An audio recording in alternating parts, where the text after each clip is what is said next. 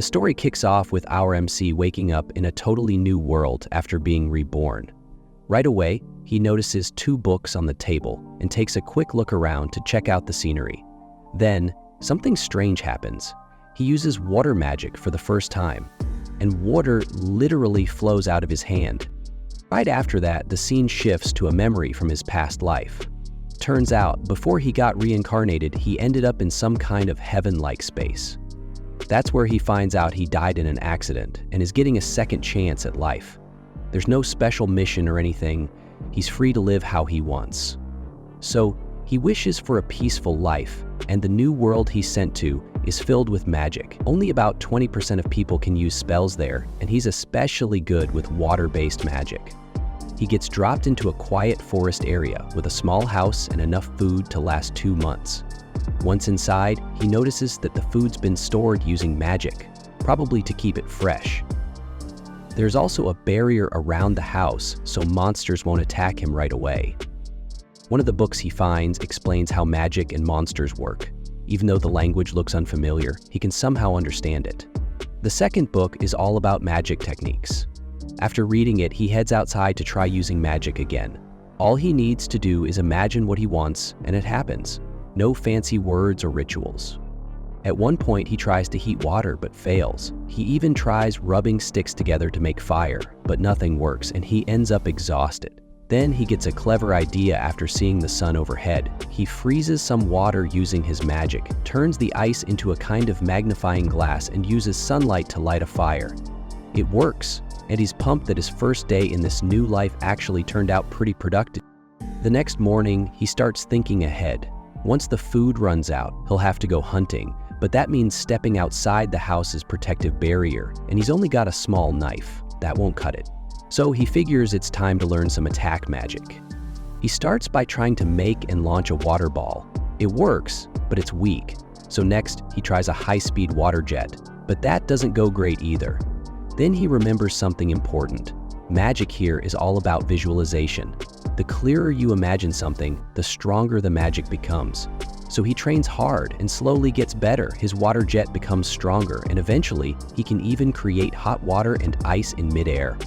He starts aiming for something bigger, an ice-based attack using a lens technique. But it's tough. The range is short, and it's hard to aim. Still, he keeps at it, practicing non-stop. Over time, he gets quicker at forming the ice and starts experimenting with ways to use it in combat. Eventually, he builds a basic weapon, a stick with a knife and ice reinforcement. Then he finally leaves the safety zone to hunt. While exploring near a river, he finds quartz, which makes starting fires easier, no more relying on the sun. As he gathers herbs, a wild monster suddenly appears, a lesser boar. It charges at him and he panics, remembering the accident that led to his death. But this time, he moves out of the way just in time. The boar stumbles but charges again. He doesn't give up. He freezes the ground, causing the boar to slip, and then forms sharp ice spikes right in its path. The beast crashes into them and is defeated. He survives his first real fight, gets back home safely, and realizes, yeah, this world is dangerous. But with magic and determination, he might just be okay. Even the weakest monster gave him a hard time, and he couldn't help but wonder how he'd survive against anything stronger. While flipping through the same old book again, he finds something interesting in the last 2 pages. They're marked as a special edition. One talks about dragons, beasts so powerful they could destroy entire cities on their own. If you ever run into one, the book basically says to run and never look back. The other page mentions a mysterious creature called an akuma. Not a fallen angel, but something even more unknown. No one knows where it came from, and all the book says is, pray you never meet it, because that'll be your last day. After that, Rio finds himself back in the forest, and out of nowhere, a giant hawk swoops down to attack him. He barely gets a magic shield up in time and bolts. Turns out the hawk can use air/attacks and has a razor-sharp beak. Realizing he can't outrun it, Rio decides to stand his ground. He throws a bunch of ice attacks at it, but the hawk dodges everything and gets in close. Just before impact, Rio shields himself with a thick layer of ice, and the hawk crashes into it. One of its eyes gets injured, and it flies away. leaving Rio gasping for air. So much for wanting a peaceful life. Wandering around, he realizes he's lost and nowhere near home. While searching for a way back, he ends up near a river and spots something creepy. A knight without a head, riding a headless horse. Later, Rio gets used to battling different monsters in the forest and even defeats a massive octopus in the water. His water jet magic becomes so strong it can slice through rock. He's starting to get the hang of things. Eventually, he returns to face the headless knight. The book never mentioned anything like this, so Rio's not even sure if it's a real monster or something way beyond beginner level. They fight, and the knight easily breaks through his ice shield and takes him down. But instead of finishing him off, the knight hands Rio a sword made of ice, almost like it's training him to be stronger. Later on, Rio spots the hawk again, but now it's evolved into something far more dangerous. It charges at him, and Rio puts up 5 layers of ice walls in a second, but the bird smashes through them like paper. He ups it to 10 layers, but even that doesn't stop it. He tries his special ice lens move, but the hawk dodges. Then it lets out a high-pitched scream that shatters everything around it, including Rio's magic. To make things worse, it starts hurling lightning strikes at him, followed by a brutal aerial assault. Rio pulls out the sword from the knight and engages the hawk head-on. In a final move, he jumps up and lands a powerful slash, taking the hawk down. The creature crashes to the ground, and Rio walks up to it. He knows they both gave it their all, but in the end, he won. Turns out the hawk had evolved just to challenge him again, probably to get revenge for the eye injury. Rio thanks it for helping him grow stronger and puts an end to the fight. Just as things start to calm down, a massive red dragon appears in front of him. Rio freezes. He remembers the book's warning about dragons. These beasts are no joke, but instead of attacking, the dragon starts talking to him through telepathy. This surprises Rio, who realizes he's having a full-on conversation with a dragon. The dragon hasn't used telepathy in years, but is glad it still works. It asks Rio if he ran into an evolved hawk recently. Rio admits he did and that he defeated it. The dragon is shocked and impressed. It notices Rio's rare weapon and realizes it's the sword of the Fairy King, which means someone powerful must trust him. They chat for a while, trading questions and stories, completely losing track of time. As the sun sets, the dragon prepares to leave and introduces itself as Loin. It tells Rio they'll meet again before flying off. Rio's left stunned. He never expected to casually talk to a dragon. This world really is wild. Anything can happen. Meanwhile, somewhere else, the angel from before is checking Rio's status. Something catches his eye. Rio has a hidden trait, something extremely rare. In fact, the last person who had one was a girl the angel sent to another world 10,000 years ago. Rio's trait? Eternal youth. That means he'll never age. Next day, Rio craving some seafood, so he walks down to the shore to check things out. But what he finds instead is a broken shipwreck nearby. As he looks around, he spots a few bodies in the water. It's clear they didn't survive. But then, he notices one guy with red hair barely hanging on. The guy coughs and slowly wakes up. Rio's surprised. This is the first person he's come across in this strange world. Meanwhile, the red-hailed guy, his name's Abel, starts piecing together what happened. He remembers a massive octopus attacked their ship, wrecking everything and sending everyone overboard. Somehow, he's the only one who made it to shore alive. Luckily, Rio found him just in time and brought him back to safety. Once Abel regains strength, he starts wondering where he even is. He's shocked at how Rio just popped up out of nowhere. Rio doesn't exactly dress like a local, and Abel starts thinking maybe this guy isn't all that ordinary. Later, the two sit down for a meal. Abel notices Rio doesn't seem to have spare clothes, or much of anything else really. He almost offers to help, but catches himself, realizing he doesn't want to come off rude or assume the worst. Rio just brushes it off and says it doesn't really matter what he wears. There's no one else around anyway. As they eat, Abel is impressed with how good the food is. Turns out Rio hunted it himself. When Abel asks about his weapon, Rio casually mentions that he's actually a water mage. He even shows off a bit of his magic, which surprises Abel. He himself can't use magic at all. This gets Rio thinking. He was told only 20% of people in this world can use magic, but Abel mentioned a much higher number. Curious about his surroundings, Abel asks Rio to take him back to where the shipwreck happened. On the way there, they talk more, and Abel starts to feel a bit awkward for assuming things, like when he asked about a magic staff, and Rio didn't have one. Abel realizes Rio might be broke, but Rio just laughs it off again. When they reach the beach, all the bodies are gone, probably pulled away by the sea. Abel quietly thanks Rio for saving him. If he hadn't been rescued, he would have been lost to the ocean too. They start forming a little bond. Abel offers Rio a job as his guide to help him find his way to a town called Loon. Rio agrees, but says he needs a night to get ready. They shake on it and go their separate ways for the night. Before heading out, Rio visits someone special. He goes into the forest to meet a knight who had been secretly training him.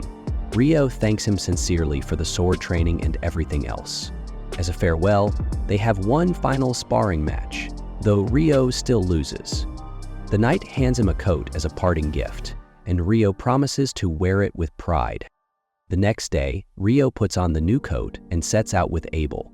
As they journey together, they run into a wild boar. Abel takes charge and shows off a powerful combat technique that totally stuns Rio. It's not magic, but raw skill with a weapon. Rio's clearly impressed and curious to learn more. Later, they come across some lizardmen in the distance. Abel warns Rio that they are extremely dangerous, so they try to avoid them. But Rio, being a water mage, senses that the creatures are coming at them fast through the water. Realizing they can't run, the two prepare to fight. Rio ends up using his magic to unleash a flurry of ice attacks, taking out multiple enemies in one go. Together, the two of them take down the whole group. As they're walking, Abel gets curious. He's confused about how Rio used such powerful magic without a staff or chanting anything. The wind mages Abel knew had to do all that just to cast basic spells. Rio just shrugs it off, thinking maybe water magic works differently. Moving on, Rio quickly pulls out some clean drinking water from thin air. He reminds Abel they'll need to stay hydrated during the journey. Abel then shows Rio a strange coin, and Rio is surprised. He's never even seen real currency before. Abel explains it's a bronze coin from the Kingdom of Nightly, where Loontown is located. He also mentions that the central provinces use similar denominations, even if the coins look different. Rio learns there are 3 major nations in this world: Nightly, Debui Empire, and Helio Federation, and makes a joke to himself about how weird one of the names sounds. Soon after, they reach an open field. Out of nowhere, rocks come flying at them. Abel reacts fast and blocks the first wave, but then attacks start coming from behind too. Rio quickly creates a huge ice wall to protect them. Then they realize what's going on. They've wandered right into a rock golem's nesting ground. Rio expected golems to look human-shaped, but these don't. Abel jumps into action and attacks one, managing to break through. But the golem quickly heals itself. His attack didn't work. Rio steps in with a plan. He summons a massive, layered ice wall and drops it on the golem, crushing it under its weight. Even Abel is stunned at how effective it is. They take out the rest of the golems the same way. Afterward, they find a glowing magic stone inside one of them. It's bigger and more vibrant than usual, a sign the golem had defeated many monsters in its life. Most of the other golems, though, were shattered from Rio's attacks, so they couldn't salvage anything else. As they move forward, Rio spots a huge beast in the distance. Abel identifies it as a behemoth, something he's only heard stories about. They're wondering if it's even possible to take it down, when suddenly a group of wyverns swoops in to attack the creature. Abel thinks the flying beasts have the upper hand, but Rio isn't convinced. Sure enough, the behemoth starts tearing through the wyverns using nothing but raw power in its terrifying roar. All the wyverns drop like flies. Rio figures it must have used some kind of magic-canceling ability, something he's only heard about in theory. That night, while they're camping, Abel brings up the concept of magic negation, having only heard about it in ancient dungeon traps. Rio gets excited. Dungeons actually exist? He's always wanted to explore one. Turns out there's only one in the central province, and it happens to be in the very town they're headed to. Abel casually drops another surprise. There are dwarves and elves in this world too. Rio's never even heard of them, which leaves Abel speechless.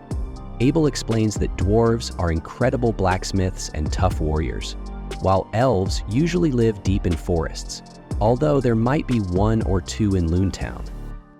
As they keep going, Rio mentions that once they cross the nearby mountains, they'll officially be in human territory. Abel asks how he knows that. Rio remembers the time he met a dragon who explained how the continents are split, with mountain ranges and oceans separating them, but he keeps the dragon encounter to himself. Suddenly, a massive griffin appears, an extremely dangerous monster that terrifies them both. Thinking fast, Rio tosses some meat from his bag to distract it. Abel follows his lead. The griffin snatches the meat and flies away, sparing them. After the encounter, both are relieved. Abel admits humans weren't meant to fight monsters like that. For generations, no one has dared take on creatures like griffins or behemoths. They agree that the mountains probably act as a natural barrier, keeping these monsters away from towns. Just as they think they're safe, they stumble upon a group of wyverns feeding on a fresh kill. Rio suggests fighting them, but Abel points out that normally it takes about 20 skilled adventurers to take down a single wyvern. Still, Rio believes that sooner or later they'll have to face them anyway. They come up with a plan. Ground the wyverns so they can't fly. Rio uses his magic to freeze their wings mid-air, forcing them down. Abel then uses his sword skills to finish them off. More wyverns arrive, but Rio handles them the same way, bringing them to the ground where Abel strikes. They even manage to collect some rare magic stones from the fallen beasts. Abel is shocked at how smoothly it all went, considering how dangerous wyverns are known to be. But just when they think they've seen the worst, another large group starts heading their way. This time, Abel doesn't hesitate. He charges in without fear. After the intense battle, they finally climb over the mountain range. On the other side lies human territory. They made it. Both of them are exhausted but thrilled to be this close to their destination. Rio felt like fighting the wyverns had become second nature. He didn't mind taking on more of them if they came back, but Abel reminded him that surviving was more important, and running away next time might be smarter. Still, their last battle wasn't for nothing. They'd collected a bunch of valuable magic stones. As they moved deeper into the northern regions, a question arose. Where exactly had they ended up? Rio started to panic. He hoped they hadn't crossed into the Debobi Empire, a place he clearly wanted to avoid. Thankfully, Abel reassured him that Empire was far from here. That helped Rio finally breathe easy. Abel, curious about Rio's hatred for the Empire, asked what the real issue was. Rio didn't hate the Empire itself, he just hated the name. Before that could go any further, Rio spotted a road ahead. Abel looked at it too, then turned back to glance at the mountains they'd just crossed. Something clicked in his mind. He now knew the name of those mountains, though he chose not to share it with Rio. They decided to follow the road, which led to a town called Kaladi. Hearing this made Rio thrilled. He had been dying to sleep on a real bed. Abel teased him, saying he thought Rio wanted more fights with wyverns. But Rio admitted he needed a break. So did Abel. Kaladi wasn't just a place to rest. The town was also famous for its incredible food. That got Rio excited. They arrived shortly after and made their way to the local adventurer guild. There, Abel explained the benefits of getting a guild registration. Not only did the guild card serve as identification, but it also exempted them from entry fees in towns and nations. Abel even had to pay Rio's fee and vouch for him to get them into Kaladi. Rio joked about becoming Abel's servant as payback, but Abel brushed it off. Rio learned that the guild also bought magic stones and monster materials for good prices. If he didn't sell them, his only alternative would be becoming an alchemist, since they were the ones who actually used those materials. Rio was surprised to hear that alchemists even existed in this world. Their food finally arrived, steaming plates of curry and rice. Rio was stunned. He had expected to struggle to find such dishes in this world, especially after reincarnation stories where characters had to invent them. But here, it already existed.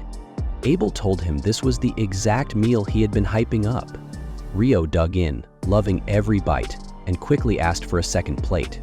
He enjoyed it so much that he asked if they'd find curry in the next town, Lune, as well.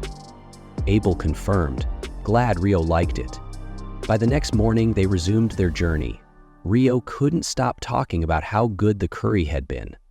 Abel laughed, admitting he didn't expect Rio to become such a curry fan.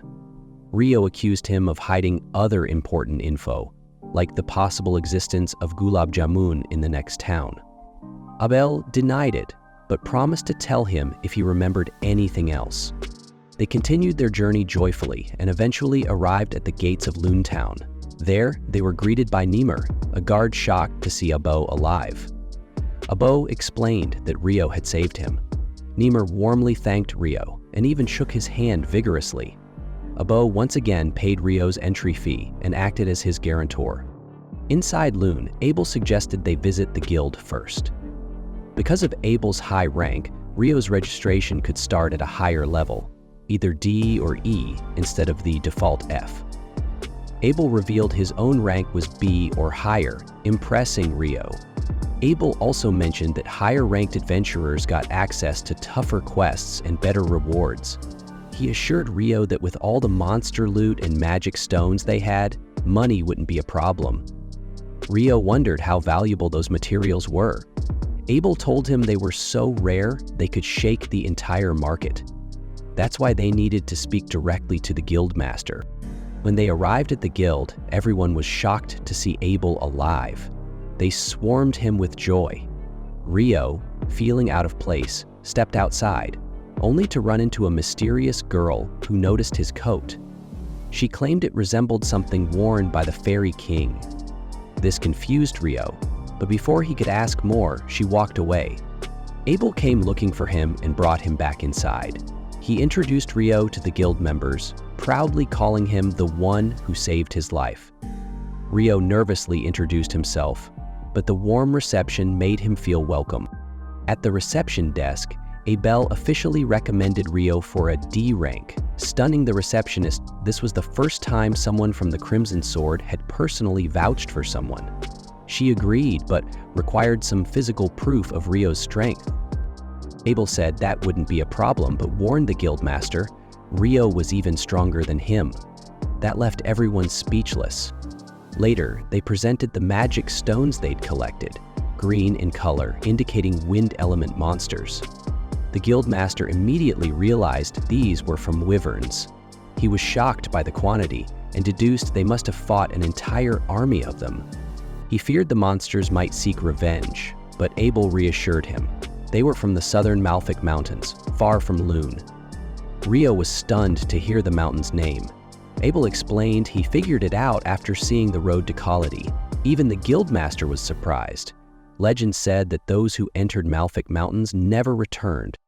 Adventurers typically only go on important missions, so it's hard to believe someone would return from one casually. Yet, Rio and his companion claim they've just returned from such a place, which surprises everyone. The guildmaster is informed that Rio obtained all the magic stones, which serves as strong proof of his capabilities. He's even more impressed than expected. Soon after, several individuals rush in and are visibly relieved to see Abel safe. Among them are Lynn, Rhea, and Warren, members of Abel's renowned and talented party, the Crimson Sword. The guildmaster offers them a private room to catch up while he takes Rio to complete his setup. He also instructs Nina, the receptionist, to prepare the registration materials. Abel stops Rio before he leaves and tells him to be ready for something after his work is done.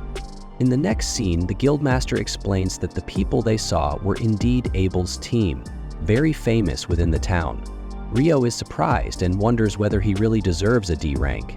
The guildmaster reassures him that Abel is smart enough to know he couldn't defeat wyverns alone, implying that if Rio did defeat them, he's clearly qualified for a higher rank. The guildmaster then notices that Rio, despite looking like a magician, has an impressive physical build. Nina returns with the registration items and begins Rio's onboarding. She interviews him, confirming he uses water magic, and asks about his residence. He doesn't have one since he just arrived.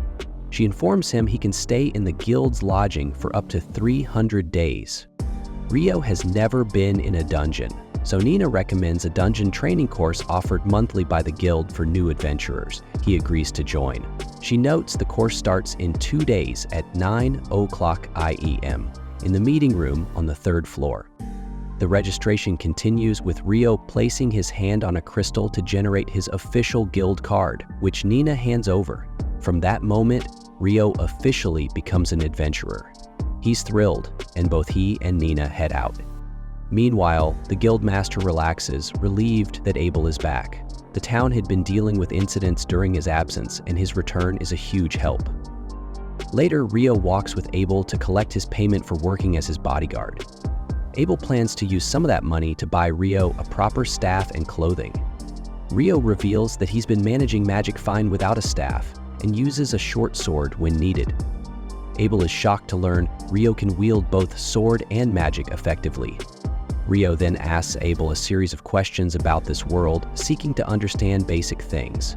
He learns that this world has 24-hour days, 7-day weeks, and 30-day months, just like Earth.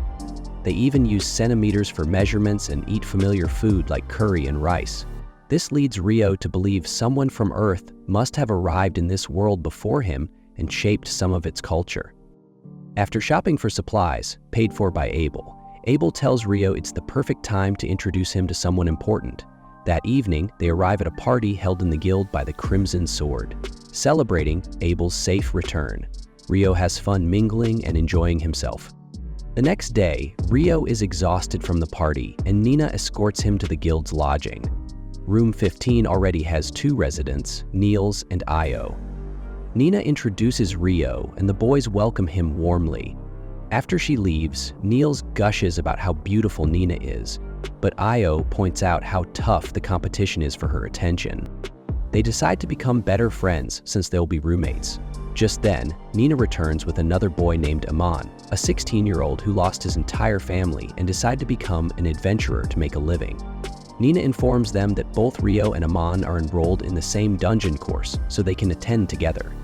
Rio and Aman quickly bond, and the group becomes friendly. In a later scene, Lynn expresses disbelief about Rio's abilities.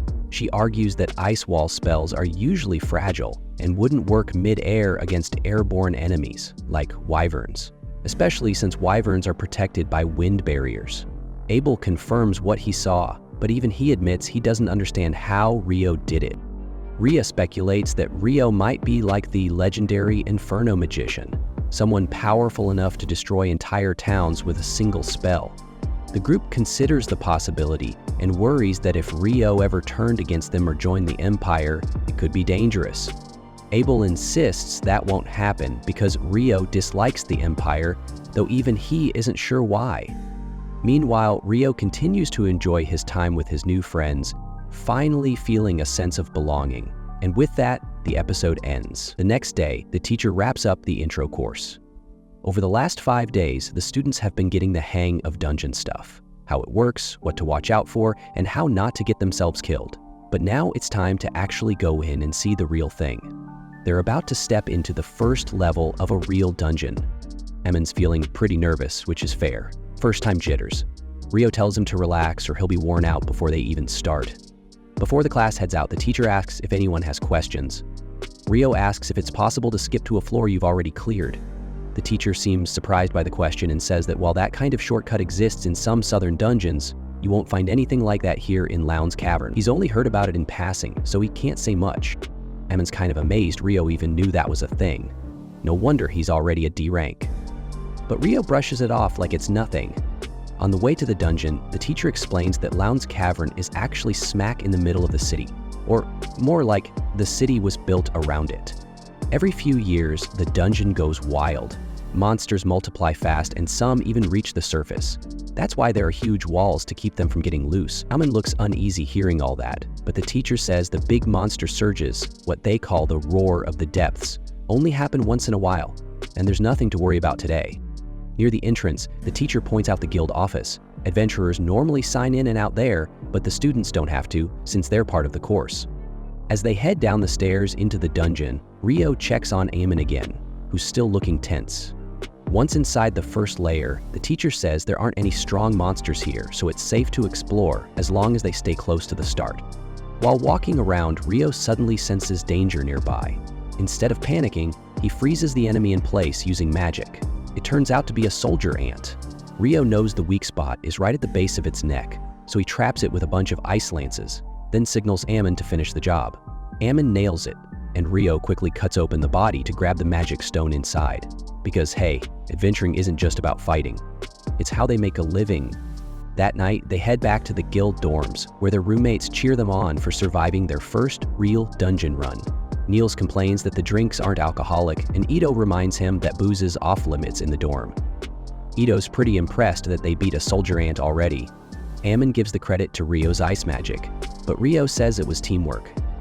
When asked what their plan is for tomorrow, Ammon says he wants to go back to the dungeon, but doesn't feel ready yet. Rio says they can try going all the way to the third layer, and that totally lifts Ammon's spirits. Still, something's off. Rio's bothered that they ran into a soldier ant so early. According to their lessons, only weak stuff like bats should be on the first floor. Niels agrees, and just then, Abel, the leader of the elite Scarlet Sword group, shows up out of nowhere. He explains that soldier ants can dig between floors, so it's not unheard of. The whole group is shocked to see him in person. Niels flips out and begs to shake his hand. Abel, super chill, tells them not to get too starstruck. Staying alive is more important than looking cool. When Rio asks why he's even here, Abel says today's mission just ran late and the rest of his team soon shows up to drag him off to the guildmaster. Before leaving, Lynn, one of his teammates, gives Rio a long stare before walking off. Once the Scarlet Sword members are gone, the boys are still hyped about meeting them. Niels is clearly still riding that high, Ito's distracted by Lynn's looks, and Rio's just confused about what all the fuss was about. As Abel's group walks away, Ria tells Lynn to stop staring, but Lynn says she's just curious if Rio's really that skilled. Abel tells them to chill, they'll find out soon enough. The next morning, Amon bursts out of bed all fired up to go dungeon diving again. Rio tells him to slow down a bit. They head to the registration office and officially check in. By the time they reach the third layer, they're already facing tougher monsters. This time they fight as a real team. Rio takes out enemies from afar using his ice spells, while Amon holds the line with his sword. He does a great job, but by the end his legs feel like jelly. Rio gives him a hand up and says he did great.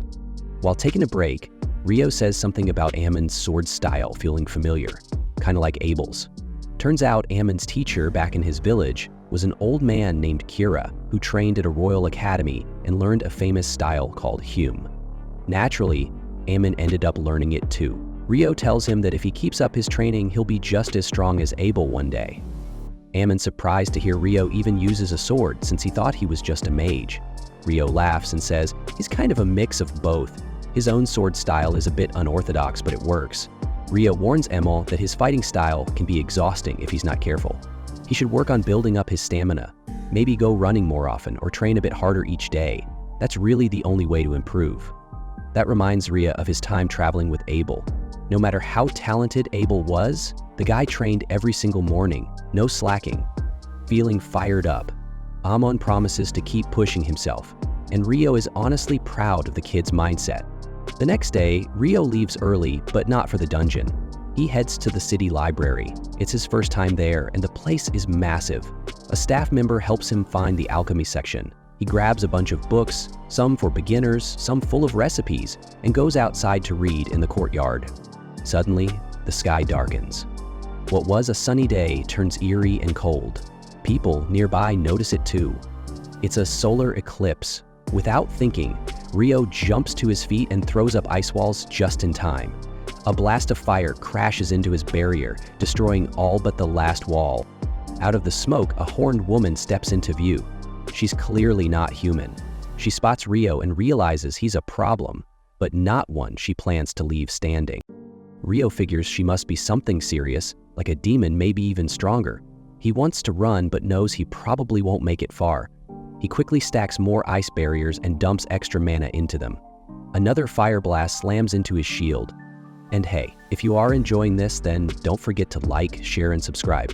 Back to Rio. He stood there, barely holding it together. That demon's power was off the charts, and honestly, he was just hoping he didn't end up barbecued. She found a small opening in his ice shield and launched a fiery shot at him. It hit, but weirdly enough, he didn't feel anything. She looked surprised. Not only did he survive the hellfire, but he also canceled out her wind spear like it was nothing.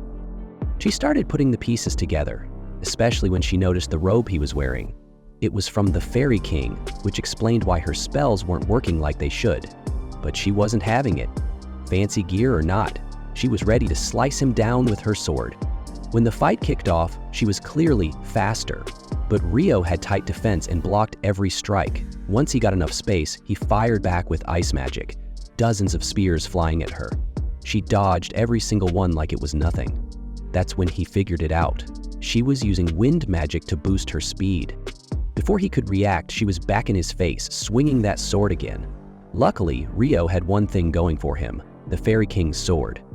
As long as he stayed on guard, she couldn't land a solid hit. Besides, he'd taken worse beatings from his own teacher. She started to get curious who was this kid holding his ground, but when she summoned more flames, Rio shut it down with another ice spear. That seemed to tick her off. She got more aggressive, pushing the fight harder. It turned into a full-blown sword clash. She had speed and brute strength, but Rio wasn't folding. He stayed sharp and timed every move just right. Then he changed it up, went all in with his ice magic. She pulled her usual tricks, using fire to protect herself and even throwing up earth walls. But Rio was a step ahead this time. He shot ice from under the ground and from all sides. Her defenses finally broke and she took a hit. But just when it looked like he had her, she started healing fast. The fight basically reset. She came back with more power and knocked him straight into a building. She thought she had the upper hand again, but then it started raining. Not just regular rain, this stuff burned like acid. She had to throw up another wall just to protect herself. Rio stayed back, playing it smart. No point rushing in now. Her shield was insanely strong, and with that rain pouring, it was too risky. The eclipse that started all this began to fade. Sunlight peeked through again, and just like that, she knew her time was up. She had to leave. She said her name, Leonor Araka, Albuquerque, and asked for his. When Rio told her, she smirked, kind of impressed, said she'd be back for a real fight one day, a proper showdown. Then she vanished, just like that. Rio was left standing there, stunned. The battle was crazy, and honestly, he still needed to grab those books he came here for. So he snapped out of it, went to pull out some cash, and headed back to the dorm. Found out he'd made a lot of money from those wyvern stones, which was a nice bonus. When he got to his room, it was empty. Weird. So he checked the library and saw his roommates getting cornered by 5 jerks from another room. The punks were trying to act tough, saying surprise attacks are fair game in dungeons. Rio didn't waste time, dropped 4 of them with a water spell, then told the last guy he was next. Turns out the last one was Dan from room 1. He tried to charge, but Rio smacked him in the gut with his sword hilt. Game over. With the drama over, Rio handed Ito a potion. The poor guy and Niels had been doing morning runs with Ayan, and they looked wrecked. Even Rio had a few scratches, so the healer patched him up while he went to take a much-needed bath.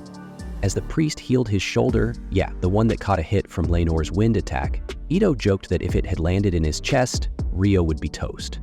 Rio just smiled, saying that's exactly where she aimed, but he dodged it at the last second. Everyone wanted to hear the full story about who he fought, but Rio told them they'd have to wait. Right now, he just needed to rest. Alone with his thoughts, he realized something. This world was way deeper and darker than he'd thought. There were powerful demons out there, and he'd just scratched the surface. Scene changes, and we see Niels, Ito, and Aeon made their way down into the city's dungeon once again. This time, when the youngest member hurt his arm, a priest happened to be nearby and healed him on the spot. After dealing with a few monsters, Ito noticed something strange. Goblin archers had appeared on the 5th floor. That was unusual. Monsters like that shouldn't be showing up this early.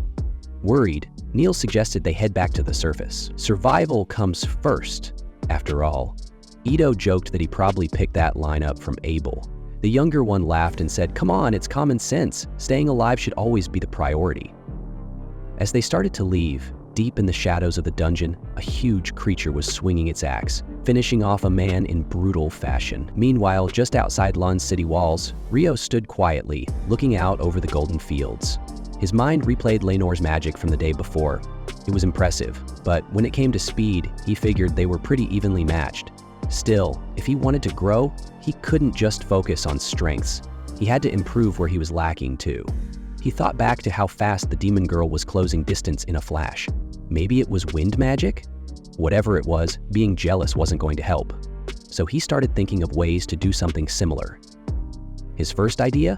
Water jet. He had used it before to shoot out of water, but doing that on land would need something extra. He came up with a plan. Create an icy ramp and use the water jet to blast himself forward like a rocket.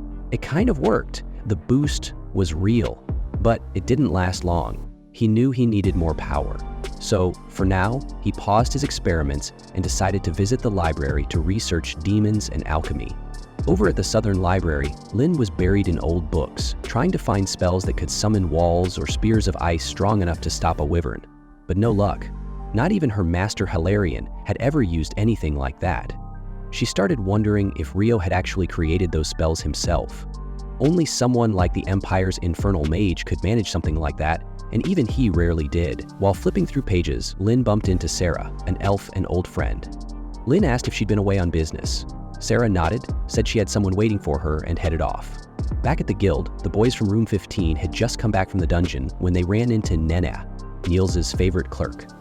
As usual, Niels was completely spaced out around her, and Ito had to bonk him on the head to snap him out of it. Nena was surprised to see them back so soon. Ito explained they had a good reason, and showed her the magic stone from a goblin archer. She immediately got serious. Goblins on the 5th floor? That hadn't happened in years. She rushed off to inform the guildmaster and said she'd post a warning. Hugh Macglass, the guildmaster, took the news seriously. Goblin archers usually only show up below the 10th floor. This was bad news. He asked how many B-rank parties were currently in town. Nena said just 2. Scarlet Sword and the White Brigade. The White Brigade had just come back 2 days ago. Hugh ordered both teams to be summoned. When Scarlet Sword heard they'd be working with the White Brigade, Abel wasn't thrilled. He never really got along with their leader, Phelps. Raya teased him about it since they'd known each other for years. Lynn rolled her eyes and told him to stop complaining, unlike Warren, who just quietly went along with everything. Responsibility is responsibility. Soon, both teams gathered in Hugh's office. Phelps greeted everyone politely, while Abel felt kind of awkward. Hugh didn't waste time. He confirmed the goblin report and laid out the plan. Both teams would enter the dungeon at dawn. Their goal was to check for signs of a deep roar, a sudden monster population surge. It hadn't happened in a decade, but this could be it. Each team would get 100 gold up front, with 200 more if they completed the mission. But if a deep roar was confirmed, everyone had to come back immediately. The dungeon would be sealed, and defensive plans would begin with the help of the city's knights. Abel accepted the job for his. The next morning, Rio surprised his roommates by heading out super early. He said he was visiting the Northside Library. It was supposed to have better materials for alchemy research. Ito pointed out that only high-rankled adventurers were allowed in, but Rio qualified. Amon asked about the rumor of a forbidden section, which got Rio excited. Ito clarified that only B-rank adventurers could enter that part, which bummed Rio out a bit. But Niels encouraged him. He wasn't far off from that level. They all agreed it was time to head back into the dungeon and keep pushing forward. When they arrived, Rio paid the entry fee and got his pass. The Southern Library was definitely bigger, but the North Side had a different feel to it. Even though he knew people might think he was weird for looking up demon info, he didn't care. On the 2nd floor, he unexpectedly ran into someone. Syrah, Lynn's elf friend, the same one he'd bumped into on the street before. The moment he saw her, his whole face lit up. At the dungeon gates, the Scarlet Sword arrived just as the White Brigade did.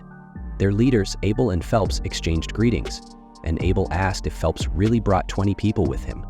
He had half his group, all experienced adventurers ranked C or higher. Just as Hugh was about to unlock the dungeon, Abel stopped him. Something didn't feel right. Trusting his gut, he asked Lynn to send a wind spell ahead to scout. When she did, she sensed a massive number of monsters waiting right at the entrance. That confirmed it.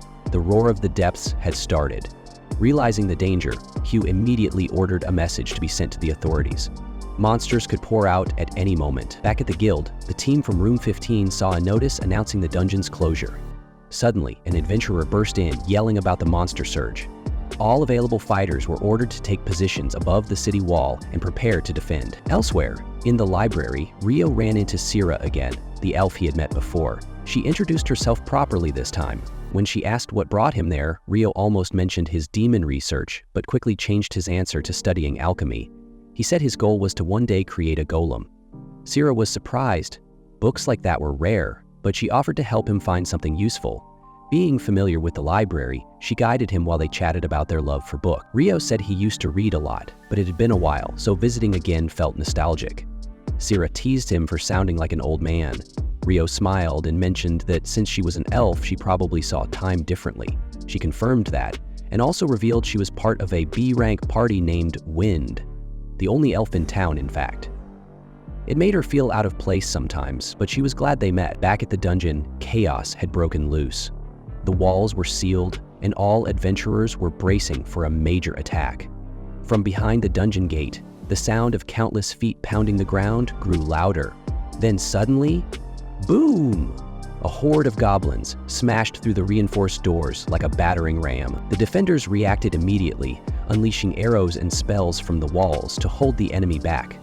The goblins fired back, wounding a few adventurers, but healers moved quickly to keep them in the fight. The Marquis of Lawn's knights added more power with their archers. Hugh, watching from above, was proud his plan with Commander Neville the night before was paying off. But the number of monsters spilling out was unreal. He could feel the pressure mounting. Down below, Phelps reminded his troops to stay hydrated. It was going to be a long battle. Abel told Lynn to conserve her mana unless she had a spell that could wipe out the whole wave in one go. She grumbled, saying even she wasn't that powerful. Riez shouted they were nearly out of arrows, only 2 left. Right then, more adventurers arrived, carrying barrels of arrows from the city armory. Niels handed one straight to Abel and passed along a message from Hugh. Something worse was likely behind the goblins, so the Scarlet Sword should be ready. By the time dawn approached, most of the goblins had been dealt with from a distance. Hugh gave the order. It was time to go on the offensive. Lynn softened the team's landing with a wind spell as they jumped from the wall and charged into the fight. Despite their past friction, Abel and Phelps led their teams in sync. Once they cleared the smaller monsters, they warned that 3 goblin generals were heading their way, which meant the Goblin King wasn't far behind. Abel said he and Phelps would take on 2 of the generals, while Rhea and Shenna handled the 3rd. The idea was simple: deal with them before the king could arrive. The battle kicked off fast. Abel dodged a massive sword swing, while Phelps drove his spear into his enemy's shoulder. Rhea called on her magic and summoned a glowing javelin. Abel sliced off both hands of his opponent, thinking the fight was nearly over, until a terrifying sound echoed from deep inside the dungeon. He shouted for everyone to hit the ground. A violent gust of wind, sharp as blades, tore across the battlefield. Warren stepped in front of Lynn just in time, using his shield to block the slash. Some goblins weren't as lucky. Rahir, catching his breath, said this new attack was way stronger than anything they'd seen before. Then came the real threat. A massive monster stepped out from the depths. Abel realized the Goblin King had sacrificed his own generals just to buy time. Acting fast, Phelps tried stabbing the creature in the chest, but its armor absorbed the hit. Abel jumped in, but the king was too strong, swatting them both away like nothing. From the top of the wall, Hugh could only watch. Only high-grade weapons could hurt something like that, and even with those, the fighters were struggling.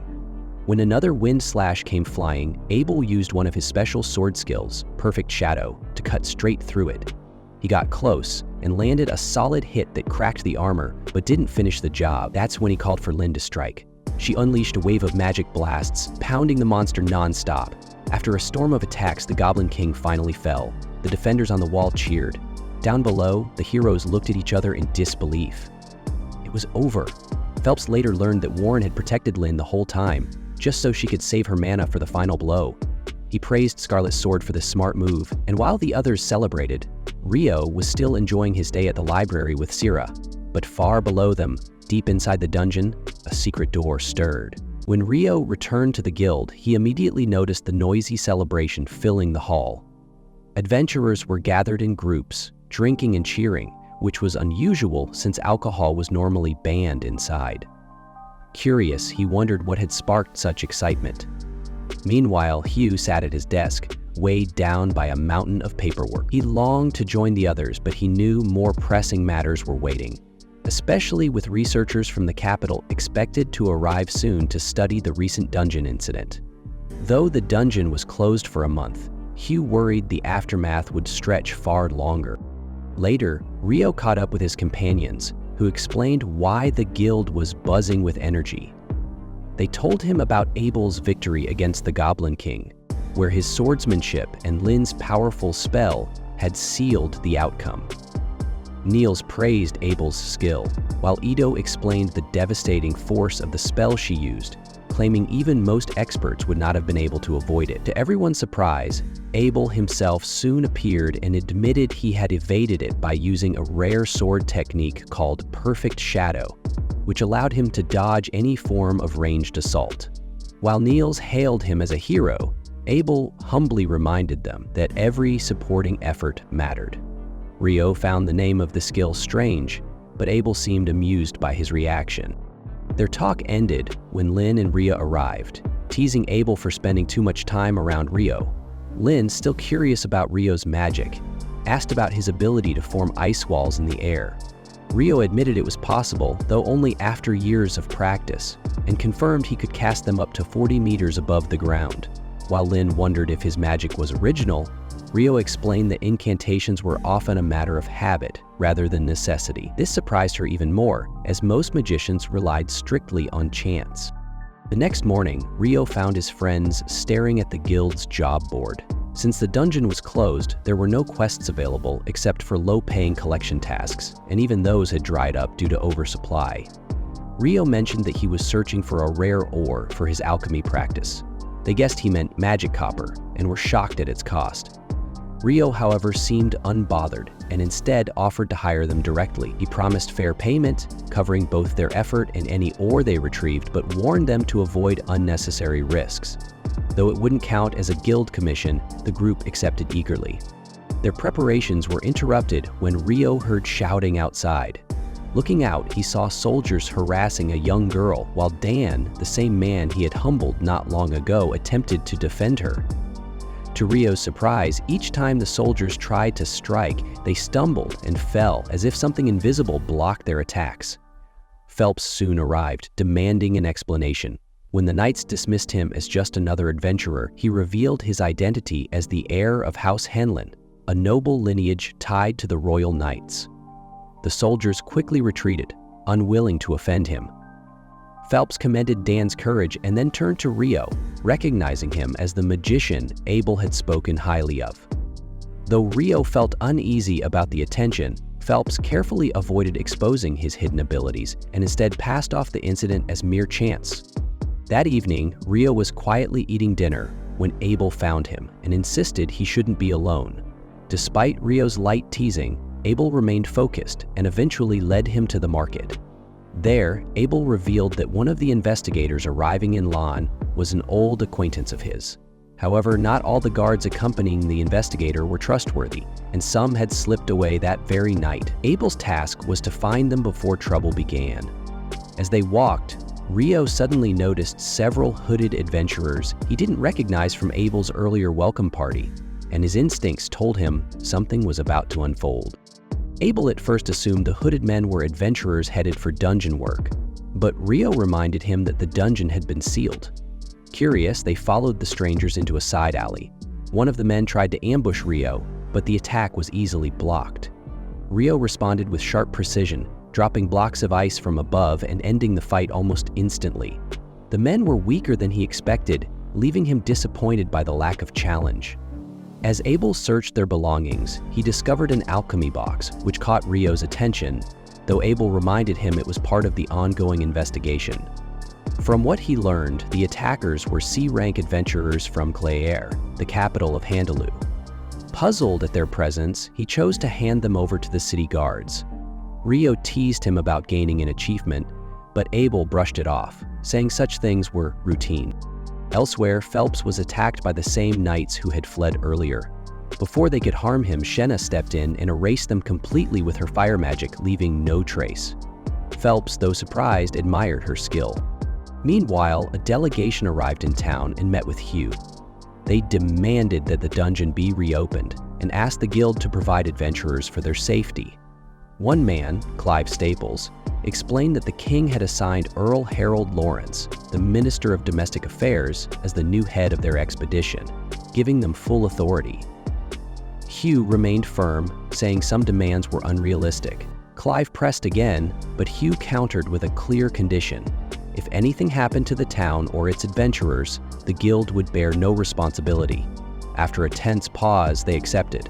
The Earl suggested adventurers could be easily hired, but Hugh reminded him that it would depend on their willingness. Before leaving, Hugh warned them that the dungeon's state after the great tidal bore was unknown, so they should not underestimate the risks. Later, Rio visited the quarters where Abel's party stayed. Just as he was about to enter, a girl approached him, asking for directions to the guild because she carried an urgent letter. Though Rio was planning to eat first, she insisted, and he eventually guided her inside. She delivered the message to Abel, who saw that it came from Professor Harrion. The letter asked Abel to assist the court magicians in their dungeon investigation. Rio questioned the timing since the dungeon was supposed to be closed. Abel explained about the special expedition and admitted he was uneasy, mentioning a powerful A-rank party that had once entered but never returned.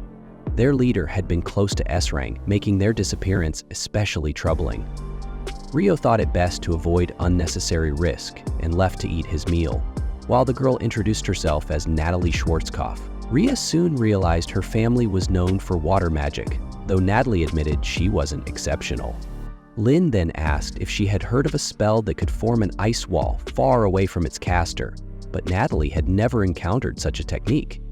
Abel noticed Lynn's growing interest in Ria's magic, and she defended herself by saying any magician would want to study a spell that unique. Natalie, curious, asked if such a spell really existed, and the group explained that Rio could perform it. Abel then added that if Rio ever fought seriously, not even the four of them together could match him. Still, he pointed out that Rio wasn't the kind to harm anyone. Before Natalie left, Abel advised her that if she ever needed help and his party was unavailable, she could find Rio, either in the guild's room number 10 or in the library. The next morning, Abel joined the investigators. Professor Harrion demonstrated a magical device designed to track leftover mana in the surroundings. Any findings would be reported to the surface analysis team. Abel showed genuine interest, and Harrion was surprised to learn that his curiosity stemmed not from himself, but from a friend who loved alchemy. At the same time, Rio's companions returned with the rare ore he had requested. He rewarded them generously, which lifted their spirits. Ito noted that the dungeon had reopened, though only for D-rank and higher adventurers. Abel's expedition pressed forward, reaching the 7th floor after 3 days without encountering a single monster.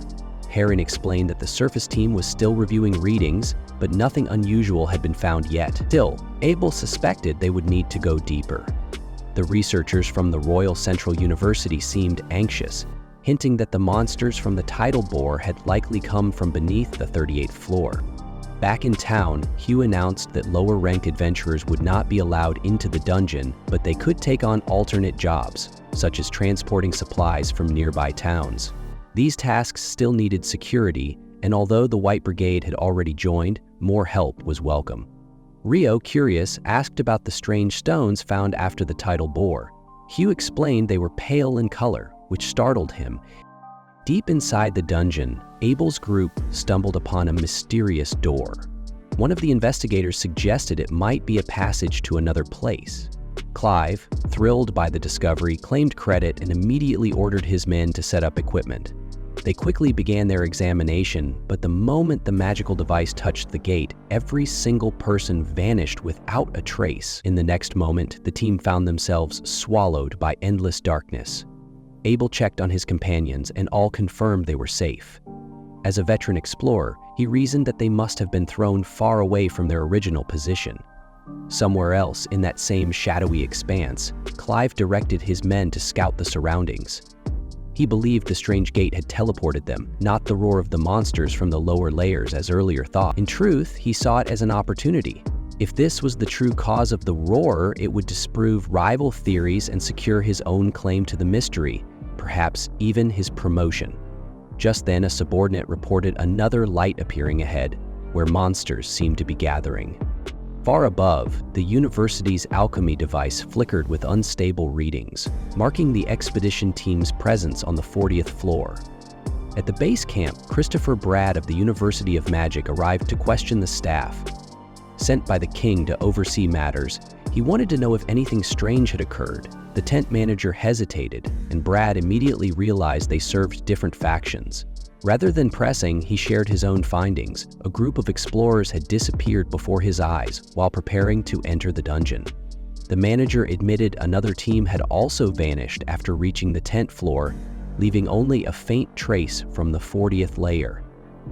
That knowledge unsettled Brad, since no adventurer had ever gone beyond the 38th floor, and even strong rank groups rarely passed the 30th. To make matters worse, the Scarlet Sword, a B-rank group from Rune, had been supporting the research team and was missing as well. Concern deepened, and Brad sent for the guildmaster at once. Natalie, alarmed, left the tent in haste. Elsewhere, Hugh Glass, the Adventurer Guild's leader, was briefed by his assistant Nena. With researchers and adventurers both missing, he prepared to depart for the dungeon immediately, taking only the communications team. Regular adventurers were to remain uninformed until he explained the situation personally. In the library, Miharu Rio wandered among endless shelves, overwhelmed and lost. He eventually reached the same spot where he had once met Sarah. To his relief, the elf appeared again, and he eagerly asked for help in locating records on eclipses and the roar of the depths. She guided him, confirming that a solar eclipse had indeed occurred 2 days before the most recent roar, and even partial eclipses could trigger such disasters. This strengthened his suspicion of a link, though he kept his true reason for the theory secret. Their talk shifted to magic stones. Rio noted that the stones from the roar's monsters were pale, suggesting they were newly formed despite requiring immense energy. Sarah explained that old records also mentioned pale stones in past roars. Though few knew of it because the documents were poorly preserved, she offered to show him the evidence herself. Back in the darkness, Abel compared the sensation of teleportation to a past experience in another dungeon, though he could not say for sure where they had ended up. Perhaps it was another layer, or perhaps somewhere entirely different. Wind detection spells still worked, but the area itself felt strange. Ria observed the space carefully and identified it as resembling a sacred magic square, an immense barrier once considered a miracle of the gods. It was said to be impenetrable, able to repel any spell or strike, and so vast its boundaries might stretch endlessly. Abel ordered Lynn to search for life. Her spell revealed nearly 1,000 people and around 50 unfamiliar creatures about 500 meters away. Believing Clive's group might also be there, Abel resolved to move toward them. At the analysis tent, a weak signal was detected from the 40th floor, hinting that the missing explorers might be trapped there. For Hugh, the guildmaster, this was grim news. No adventuring party in the city could ever descend that far, meaning a rescue was impossible. Christopher reminded everyone that they still had no clue why the explorers vanished in the first place, and if it happened once, it could easily happen again. With so much uncertainty, neither the University of Magic nor the Guild dared to send their people into the dungeon. All they could do was wait and hope the lost ones would somehow return on their own. Deep within the supposed 40th layer, Clive's unit was under siege. An unseen force rained down purple flames, tearing through even their strongest defenses. A barrier spell shattered instantly, and panic spread as swordsmen rushed forward only to be cut down in seconds. Clive quickly realized what they were facing. Demons, just as described in ancient texts. Against such foes, the adventurers stood no chance. Fire consumed the battlefield as demons pressed their attack, ripping through human lines with overwhelming strength. Not far away, Abel's group saw the glow of the chaos and recognized the presence of demons, the sworn enemies of gods and angels. Ria confirmed that ordinary magic was useless against such creatures, and no single human could hope to match them. Abel refused to waste time on questions and prepared to support Clive's forces. He split his team into groups of 3 and charged forward. Clive himself stood behind a failing barrier with a handful of mages, despair tightening in his chest. Just as he thought his end had come, several demons were struck down by a rain of magic arrows. The truth was revealed. If multiple fighters focused on one target at once, a demon's barrier could be broken. Reinforcements surged in, striking down more enemies, though their mana was rapidly draining. Abel, sword in hand, prepared for close combat once the spellcasters collapsed. Together with Warren, Lynn, and Rhea, he cut through several demons, proving the Scarlet Sword's strength. Yet, exhaustion began to take its toll. Lynn collapsed after using up all her energy, leaving only a handful of fighters against 6 surviving demons. Among them was a figure unlike the rest, a demon with mismatched eyes. Rhea recognized the signs of a prince, one step away from ascending into a demon king. Only 4 such beings could exist, and each was powerful enough to rival armies. Abel ordered the group to focus on the lesser demons first, saving the prince for last. He stepped forward, alone, comparing the tension of the moment to staring down a griffin, though he knew this battle was far more dangerous. Steel clashed and bodies fell. Abel's strikes cut through 2 demons, but the prince answered with a devastating spell that shattered Warren's shield and scattered the Scarlet Sword across the field. The enemy seemed to demand a duel, singling Abel out. In a blur, the prince closed in, striking with a force that nearly broke him. Even with his best techniques, Abel was overwhelmed, his strongest sword skill failing against the demon's speed. Knocked back and barely standing, he faced death as the creature raised its blade to finish him. At that very moment, Rio appeared. Without fear, he stepped into the battlefield. While the others were battered and broken, he stood calm, his magic ready. Purple fire spears rained down, only to be swallowed by his ice crystals. With a single, sweeping attack, water blades surged forward, cutting down the last of the weaker demons. Now, only the prince remained.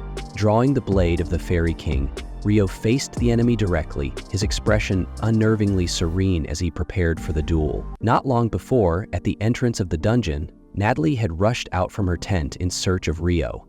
She checked his room, but found he had gone to the Northern Library. Luckily, she caught sight of him wandering nearby and quickly explained that the Scarlet Sword had disappeared deep inside the dungeon. Without delay, Rio created an ice cart to carry her swiftly. As they traveled, she told him Abel had once advised that if trouble ever struck and no Scarlet Sword members were around, the Water Mage could be trusted for help. True to that promise, Rio agreed without hesitation and hurried to the dungeon gates. The guards tried to stop him, but he raised frozen barriers to block pursuit and forced his way inside.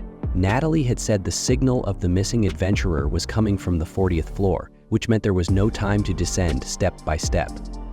Rio unleashed a torrent of searing water, blasting through the floors one after another until he crashed through the ceiling of the chamber where the battle was taking place. There, he saw the demon prince waiting, but still unwilling to advance. With quick movements, Rio forced the fight, dodging with ease and striking back. His blade sliced through the demon's neck, yet the creature casually lifted its own severed head, reattached it, and continued as though nothing had happened. Rio acknowledged its resilience, but noted its power was far below what a true demon lord should possess.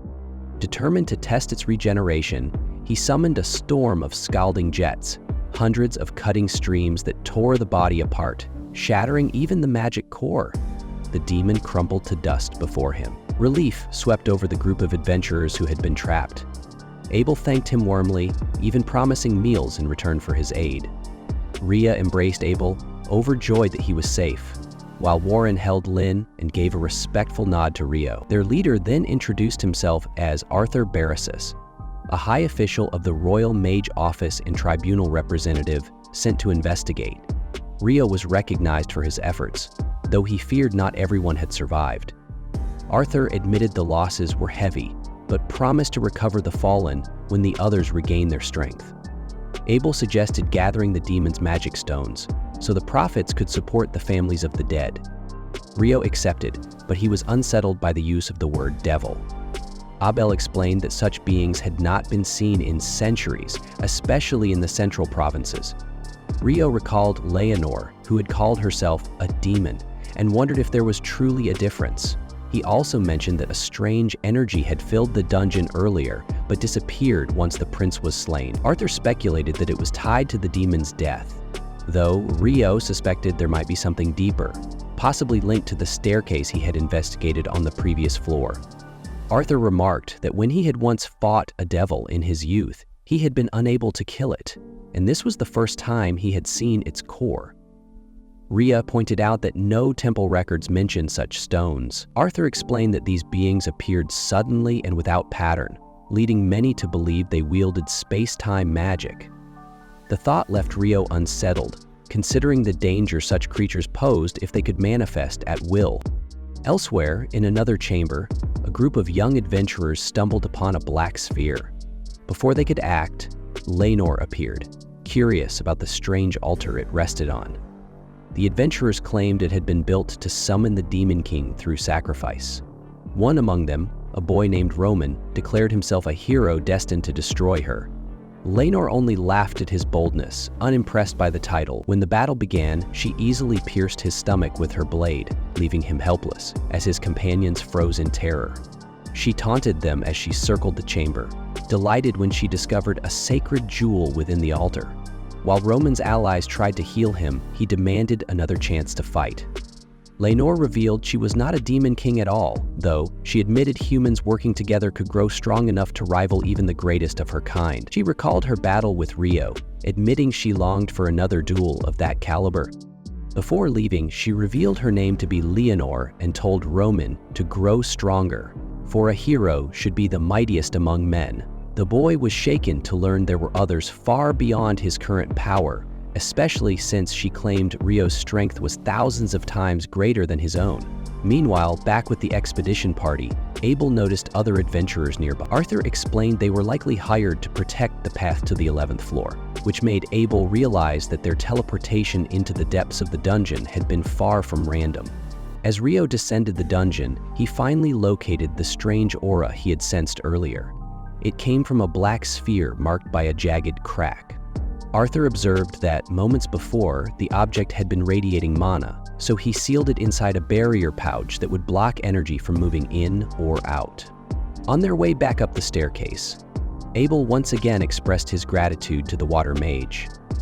Rio, seizing the lighter mood, asked about the curry shop Abel had once mentioned in town. Abel understood after a moment and promised to take him there someday. The thought of warm food was enough to lift Rio's spirits after the harrowing ordeal. Outside the dungeon, the survivors were welcomed by the guildmaster, who offered a feast in their honor.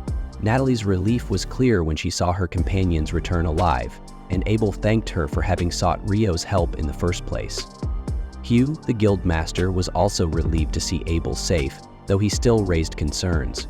He pointed out that Rio had entered the dungeon without permission, ignoring the guards. The young mage apologized, but Arthur quickly defended him, explaining that they all owed their lives to this one sorcerer. Hugh was startled to hear it, so Arthur promised to recount everything inside the tent. There, he explained that their party had faced 50 demons, including a prince among them. Abel had nearly lost his life in that struggle, and it was Rio who had turned the tide. In moments, the boy had destroyed the prince and his 3 subordinates with overwhelming force. Arthur stressed that the kingdom must treat someone of such ability with utmost care, as foolish nobles might only bring disaster if they mishandled the matter. For that reason, he insisted that no official record be kept of Rio's deeds in the dungeon. Hugh agreed and promised to leave the name out of his own report as well. The next morning, Rio moved swiftly through the fields, leaving his dorm mates far behind as they struggled to keep pace. Though he reached the city first, he felt restless, unsatisfied with how quickly yesterday's fight had ended. That mood faded when the rich aroma of curry drifted from a nearby street. Following the scent, he entered a shop and found Sarah already seated inside. He joined her, and together they ordered the curry the place was famous for. The meal was lively and cheerful, with both enjoying the food and company. Afterward, outside the restaurant, Rio learned more about Sarah. Though she was an adventurer, she rarely appeared at the guild because of a long-term role as a fencing instructor for the knights under the Marquis of Lowndes. She hinted at her strength and soon invited him to spar with her, sensing that his spirit still carried the hunger for battle. The two met at the arena, where Sarah opened with blinding speed.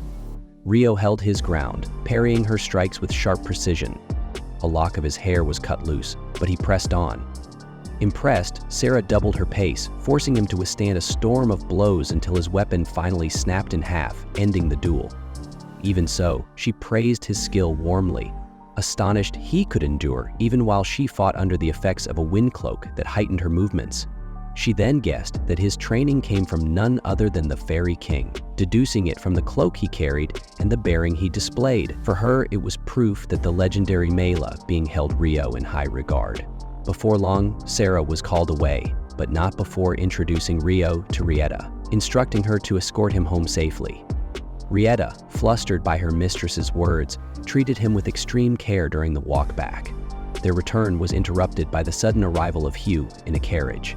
The guildmaster asked to speak with Rio, explaining that Arthur had already told him everything about the battle. While grateful, Hugh reminded him that disobeying the guards and rushing into the dungeon could not go unpunished. For that reason, Rio was assigned a new task under the guild's authority, escorting a group of merchants to the distant town of Whiteash. The next morning, Rio's roommates came looking for him with news of a mission. In Adali, the village where Niels had grown up, a request had been posted for adventurers of at least rank D. Niels and Ito had already advanced to rank E after their work in the Tidehole, but that still wasn't enough. If Rio joined them, they could form a stronger team and qualify for the mission. The task was to eliminate both goblins and skeletons, which puzzled Rio since those two creatures rarely shared the same territory. The group went to the guildmaster for approval. Hugh reminded them that this mission had first started in Kayet, where adventurers had already failed twice, once a rank E party, then a rank D party. Both had been defeated not by the monsters themselves, but by the lack of cooperation from the villagers. In fact, at one point the townspeople had even turned against the adventurers. This surprised everyone, but Hugh explained that reports confirmed it. Still, he wanted Niels and his friends to investigate further. He warned them to be careful, since some of the first group had returned with serious injuries after being swarmed by 30 skeletons. Even so, he believed their chances were better thanks to Ito being a priest and Rio's magic making their team stronger. Since Rio still had a few days before his escort mission with Nash, he agreed to join. With everything settled, the party set off. They spent a night at an inn before reaching Adali by the next morning. Their training paid off, allowing them to arrive sooner than expected without feeling exhausted. Villagers quickly recognized Niels, greeting him with warmth that seemed strange for someone Rio assumed had once been cast out. But Niels explained that he had never been exiled. As a boy, he had simply been reckless, like many who later became adventurers. The group went to meet the village mayor, Bulan, who was overjoyed to see Niels again. He welcomed the entire team, glad that familiar faces had returned instead of strangers like the previous adventurers. During their talk, Bulan admitted that the earlier problems came from where the fights had taken place. Skeletons had begun gathering in the eastern forest, while goblins appeared in the south. When the first adventurers came, they pushed too far into the eastern forest, spilling blood in a place that the villagers had avoided for generations. Because of this, the second group faced hostility, as the people feared that sacred ground had been disturbed. Niels understood, but explained that some matters were tied to village secrets, which could only be revealed with the council's approval. Until then, the party would have to wait. That evening, they stayed at Niels' family home, where his younger brother, Nilo, shared more about him. Niels had waited until he turned 18 before leaving to become an adventurer, having no interest in farming life. Their parents had passed away early, and Niels had looked after his siblings until they could manage on their own. Hearing this, his companions realized how much he had always cared for others. Nilo, happy to meet the people his brother trusted, believed the townsfolk would be relieved to have them help, especially after the disaster caused by the previous parties. Before resting, he revealed that he had permission to share one of the village's secrets with his companions. Adali was special for two reasons. The first being the presence of a guardian beast that lived deep in the eastern forest. Rio couldn't hide his excitement at the thought of meeting the guardian beast, secretly hoping it might be cursed or hostile so there would be a chance to fight it. His wandering imagination was quickly cut short when Niels reminded him there was still more to learn. The second mystery of the village would be explained by the elder herself, so the group would need to wait until the following day. The next morning, the mayor led the adventurers to the area where goblins had been sighted. What had once been a playground for children was now abandoned, with parents forbidding anyone from going near. As the group inspected the area, signs of goblins were discovered. Before long, Rio sensed a band of 10 approaching. With only minutes to prepare, the team planned an ambush, deciding to leave one creature alive so they could follow it back to its nest. When the goblins arrived, Rio froze nearly all of them in place, and his companions destroyed the helpless monsters. The single survivor fled, leading them straight to its den. Outside the cave, more goblins had gathered, but they too were quickly frozen and eliminated. Just as the group thought the battle was finished, the ground shook beneath them. A massive goblin general emerged from the cave, its sheer size leaving the swordsmen uneasy. But Rio acted first, binding the beast with icy chains and slamming it to the ground. His allies finished it off, claiming its magic stone as proof of their victory. The display left the mayor in awe of their strength, and the group returned to the village in triumph. There, they were introduced to Nasu, the elder of Adali. She carried a staff decorated with a striking amulet said to be tied to the Earth Mother goddess. Unlike the widely worshipped goddess of light, the Earth Mother was nearly forgotten outside of Adali, yet the villagers had kept her traditions alive for generations. To them, spellcasting without such rituals had always been natural. Eventually, the elder brought the adventurers to a cave deep within the forest. From the shadows emerged the guardian beast, a majestic Fenrir. Rio's excitement collapsed when he realized it was not cursed or hostile. The creature introduced itself as Enkusen, a name it had never shared with humans before. To everyone's surprise, it spoke directly to Rio, claiming the water mage's presence brought it comfort, almost as if they were kin to the fairy folk. With introductions complete, Enkusen explained the danger awaiting them. At the sanctuary's entrance, 30 skeletons guarded the way, while inside lurked a far stronger one that the Guardian had been forced to seal away. Once the weaker undead were destroyed, the seal would break and the true threat would appear. The party moved into action. Ito unleashed light magic to erase the skeletons at the gate, while Niels and Ammon forced open the door. Within waited a towering skeletal warrior. Rio coated the ground with ice, tripping the creature and leaving it open to attacks. His companions struck with enchanted weapons, battering the undead each time it stumbled. Finally, with a crushing blow to its neck, the monster collapsed for good.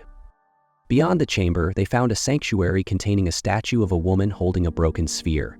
According to legend, the sphere had once been a brilliant jewel that grew dark and shattered, flooding the land with unstable power. The elder believed this was what had caused the appearance of goblins and skeletons in the forest. She resolved to seal the place, ensuring the corruption would spread no further. With their work finished, the adventurers spent one last night in Ali before setting out for home. On the road, the group talked about their future. Nearly 300 days had passed since they first became adventurers, which meant their time in the dormitory was ending. Plans were already forming to rent a house and live together. Ammon quickly agreed, while Rio chose to think on it. Meanwhile, events elsewhere were unfolding. In the capital, soldiers trained under strict commanders. Two young mages sparred in the arena until their fight was ended by a sharp reminder not to grow careless. Soon after, an announcement was made. The commander and her lieutenant would be leaving for Whitnash in the Kingdom of Nightly, where they would remain for 2 months under direct orders of the Emperor. The soldiers whispered among themselves about the lieutenant, known widely as the Hellfire Mage, whose brutal training methods kept even the laziest fighters on edge. Days later, Rio prepared for his first escort mission with his companions, heading toward Whitnash. He thought to himself that if he returned to Rondo Forest after the job, he might just make it in time for the rice harvest. Meeting up with his dorm mates, he learned they had named their group Room 10. This was their first real task together. Some worried they lacked escort experience. But with Rio present, their confidence grew. They had all finished the beginner's course, so spirits were high. Rio, however, found the 9 days between arrival and departure excessive. Mills explained that the timing matched the Whitnash Port Festival, which only happened once every 5 years. Hearing this, the water mage lit up with excitement. By sunset, the group reached the bustling coastal town, a place where sea life and cheerful townsfolk blended together. Their inn became home for the next 10 days. That same evening, they wandered the festival stalls. Hungry after the long trip, Rio enjoyed a plate of fried fish and fries. Ito tackled a giant devilfish tentacle. Ammon tried a shrimp-based dish, and Niels happily devoured sweet sauce mini kraken.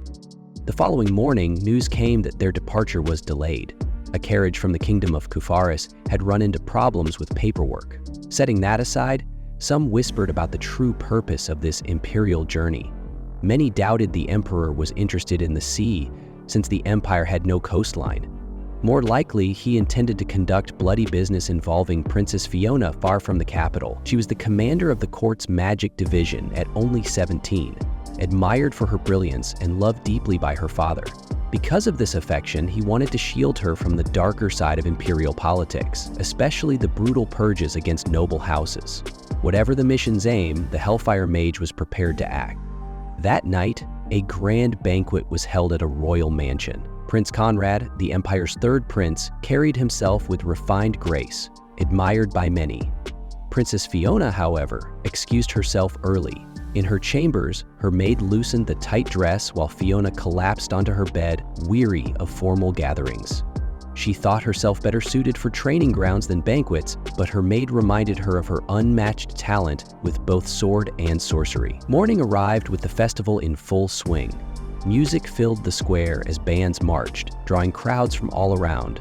Room 10 spotted Abel seated among honored guests with a red-hailed beauty behind him, whom Ito revealed to be none other than the Imperial Princess. Soon, the Scarlet Sword Party crossed paths with them. Though Ito teased earlier, he grew shy before the gifted priestess Rhea. She explained their leader had been asked to represent the absent guildmaster. Lynn noted that a strong wind barrier protected the VIP area, said to be powered by a treasure of With Nash. Rhea was surprised that such an item could cast spells, though Lynn admitted it was inefficient. Rhea added that any attack on the Imperial family could spark war. As they spoke, stories spread about the Hellfire Mage. Some claimed he had burned thousands in a single strike, slain a wyvern with one blow, and destroyed a rebel city with ease. Whether truth or rumor, his reputation left no doubt of his danger. It was then that Rio unexpectedly crossed paths with the feared vice commander. Yet instead of the terrifying figure he had imagined, the man simply apologized and moved on, unnoticed by most of the group. Later, the same mage could be seen weaving through the crowd, arms full of food, clearly irritated by the chaos. He grumbled about the noisy festival while fulfilling orders for the commander, who expected grilled kraken skewers, pancakes, dumplings, and the much-loved fish and chips. Rather than complain about the crowd, he shifted his irritation toward a colleague, finding fault with his endless nitpicking. Abel accidentally brushed against a figure in the crowd, only to realize it was Prince Conrad himself. To his surprise, the royal recognized him as the stand-in for Lon's guildmaster. Conrad even remarked that Abel resembled someone familiar, which made the swordsman assume he was referring to the young woman from earlier, Princess Fiona, commander of the court's magic division. The air between them grew tense for a moment, but the prince soon excused himself, leaving Abel uneasy about how to properly handle encounters with nobles.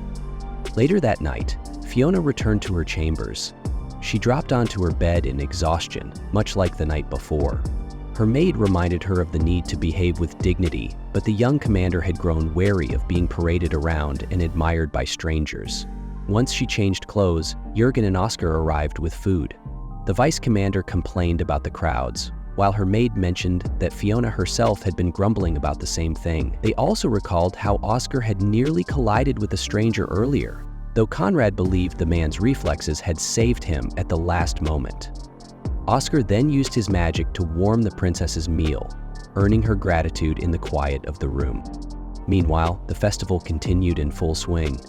Amon tried his luck at an archery game, aiming at barrels floating in the water but missed. Ito stepped up next and failed as well. Niels admitted he had never even touched a bow. Rio teased them until Abel appeared, laughing at their misfortune. The water mage pushed him to try.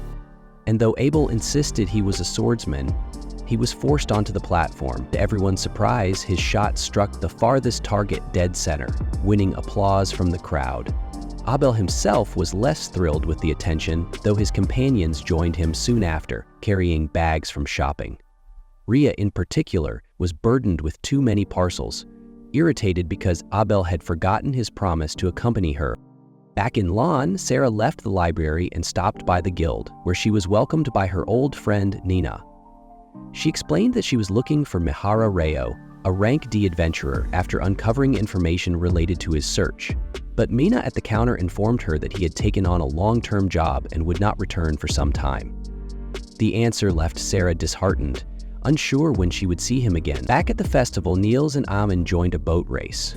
Unfortunately, their rival Dan also entered, bringing along a priestess from another dormitory as his teammate.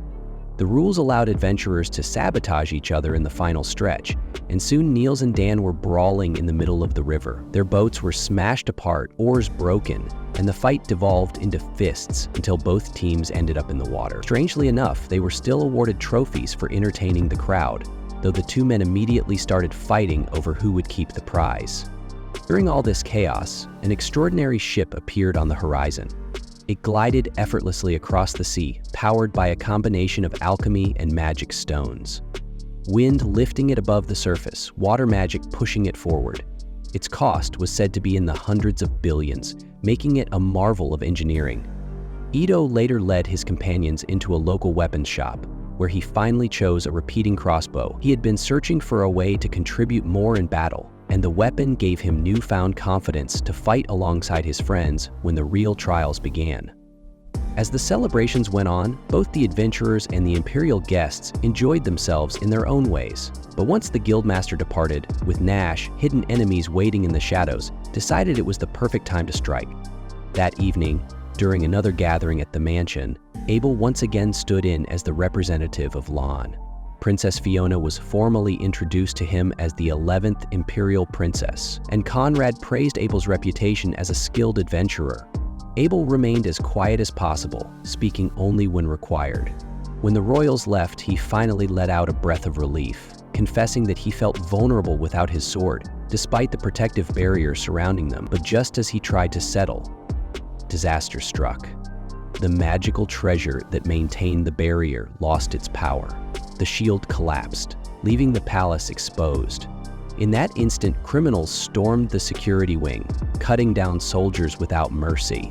And before anyone could react, Fiona herself looked up, just as an explosion ripped through the night. The story turned back to the days of a young boy's childhood. Curious about the craft of a master blacksmith, he once asked if he could try forging. He swung the hammer a few times before growing tired, amazed that the smith could keep working for hours without rest. The lesson was clear.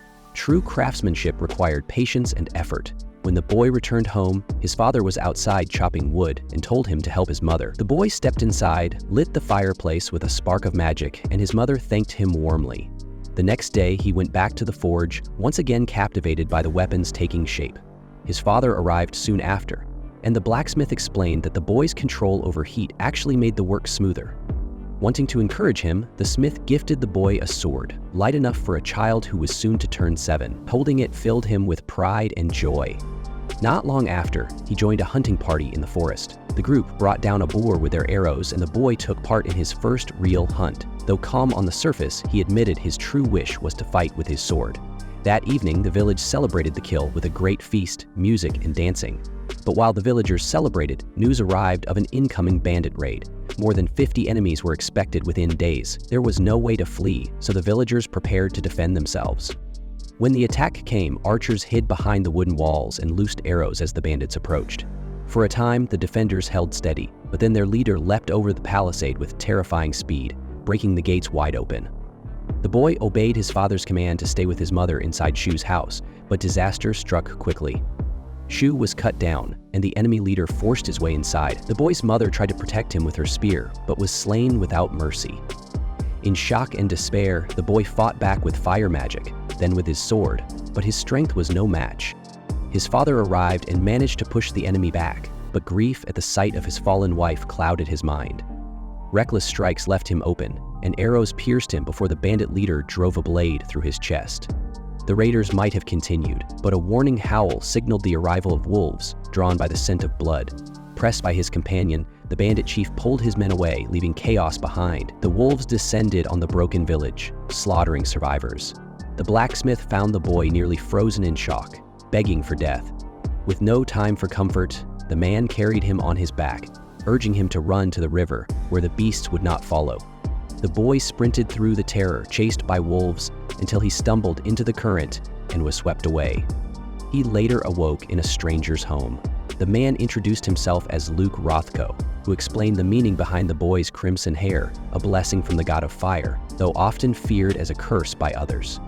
Moved by pity, Luke took the boy in, raising him as his own, teaching him swordplay and giving him an education. The boy, whose name was Oscar, trained with a single goal: to grow strong enough that he would never again face such helplessness. Yet fate was cruel.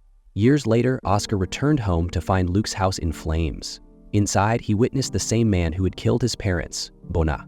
In a blind charge, Oscar managed to wound him, leaving a scar across his face. But the bandit's fury was overwhelming, and he drove his sword into Oscar's stomach before leaving with his comrade. Though gravely injured, Oscar survived once again, clinging to life with hatred burning inside him. He wandered until his path led deep into the forest, carrying with him only two names etched in blood: Bona and Poach. Back in the present, a banquet was underway. Oscar's companion Abel was summoned to a private meeting with a noble representative from Withnash. The chamber, shielded by enchanted lanterns, was silent and heavy. The request was simple: to bring the teaching methods of Lan into Withnash, sending instructors to learn the system so it could later be applied back home. Meanwhile, in the city center, Princess Fiona's followers shared a meal together. Oscar, as always, kept his distance, reminding them that emergencies were best faced on an empty stomach. Though the others teased him for being overly cautious, his mind remained fixed on his duty to protect Fiona, no matter what. Oscar could not deny that the others were partly right, and the thought lingered as the banquet turned to chaos. The protective barrier had already been broken, leaving the mansion exposed. Fire rained from above, spreading panic everywhere. In the garden, Fiona found her brother Conrad wounded and struggling. She shielded him with her magic and poured healing energy into his injuries, even though he begged her to save her strength. She refused to leave him helpless and moved him into a gazebo for cover. From there, they saw bandits tightening their trap around the estate. Screams and slaughter echoed from inside as the raiders butchered the guests. Realizing there was no other choice, Conrad ordered his sister to call her knights. Even if it gave away their position, it was their only hope. Fiona lifted her staff and sent 5 crimson lights into the sky, the distress signal of her house. Oscar, Marie, and Jurjan saw it at once and rushed toward the mansion. Far away in the city, Rio noticed the glowing spears as well, at first mistaking them for fireworks. The signal also drew the enemy's attention. The attackers quickly located Fiona and Conrad, forcing them to fight for their lives. Conrad, despite his wounds, stood tall and drove stone javelins from the ground, skewering foes without mercy. Fiona followed with blazing arrows, cutting down those who pressed too close. Reinforcements finally arrived. Vice Commander Luska stormed in with flaming arrows, burning through enemy ranks at the gates. The soldiers pushed deeper toward the inner garden, knowing the siblings must be there. Then came a strange incantation, words twisting through the air in a language they barely understood. Conrad recognized it first and urged Fiona to raise her strongest defense. She summoned Sanctuary Square, wrapping them both in a radiant barrier just as a rain of magical bullets descended, shredding everything in sight. The shield saved their lives, but only barely.